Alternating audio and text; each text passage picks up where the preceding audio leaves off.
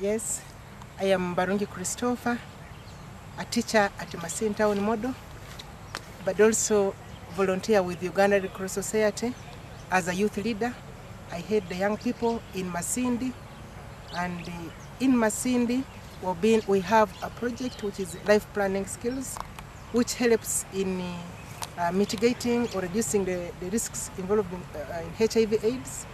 We sensitize, create awareness to the community using the young people so that the other members of the community can learn from the these other young people. And especially for the young ones, the youth, we feel better if the youth talk to the fellow youth and they get the message. We do this through music, dance and drama, through poems, through songs where a message is passed. And sometimes we have organized groups into the communities. So we have trained facilitators who equip the young people with life planning skills so that they are able to use the life skills to guard against the spread of HIV/AIDS. Then also help others, care for them so that they are not stigmatized. They love them. They don't feel that, and those who are affected, they should not feel that it is the end of the world, but they can still push on with life so that they keep on supporting the others also. We also do this as in Red Cross, as youth, especially in schools. We move in groups in schools. They organize for debates, whether they have discussions on motion in schools about HIV/AIDS and other areas. Then we also, as I said, music, dance and drama. When we organize it after presentations, we have questions that we ask to the community, to the member, to see whether they have got the message. Then secondly is that as I told you, we have now trained facilitators in these groups. These groups now, the facilitators help the fellow group members, but sometimes we organize for an exchange where the other team comes to another group so that they can hear from different people. Exchange ideas. Yeah, exchange ideas. And we have also used sports as a medium of mobilization. Okay. Yes. What sport? Sports, games. Yeah. I mean games. Football and others. Now cricket is coming on board. We use it at school so that after a game, after playing games like now we're played, then we pass on a message to the members of the community, because many come to watch, and after they are gathered together, we pass on a message to them.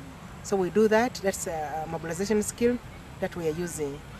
Then two, we have mobilization. We have used the churches to mobilize these people to come and attend our sessions. And these are very good methods and really they have got the message. Then lastly, right now we have a program. The other time we had a corporate league where different organizations come together, and we invite like TASO to come and give voluntary testing and counseling. We don't do it ourselves as Red Cross, the testing, but we counsel, and we can also mobilize, involve our partners like TASO and other organizations so that they can come and pass on the messages. We have organized the sports days where young people come together, and when they come together, we invite these partners, the different NGOs, TASO, RDP, and when people are gathered, they can also present their drama. They present their drama, guidance and counseling is going on, the counseling is going on, testing is going on, so at the same time. And even in schools, we have messages that are passed on during assembly. We have trained leaders, then the teachers also. After hearing from the fellow children, then the teacher comes to summarize the whole message. We do it on assemblies, still in the form of music, dance and drama, through a song, through poems and others. Then we have also come up with a suggestion box where if children and youth have something, questions, things that are not very clear, they can ask, write on a piece of paper, put in a box. Then some time comes when we answer those questions. Because sometimes they lack information. So we do it, they ask, then we gather them, then answer those questions in our groups. Yes. So that's how we handle HIV/AIDS. Okay. We have a lot of messages. In our schools, we have messages all over. The children, as they play, they move around in the compound, they can read those messages. Can I ask you what your message is? The messages, are they based on the ABC, or have you got another way of another kind of message? Yeah, we have those. Thank you so much. The others are based on the ABC, abstinence. We encourage that very much. Then being faithful. Then taking care is very important. So they take care for those who are affected. Then they take care for their colleagues so that they safeguard them, like avoiding, other messages we have is avoiding lonely places. We encourage them not to move in lonely places and alone, so they should move in groups. Yeah. We encourage them not to share sharp objects, and this, if they care for each other, then they'll go to guide the others, direct the others not to share the sharp objects, like razor blades, like safety pins, and others.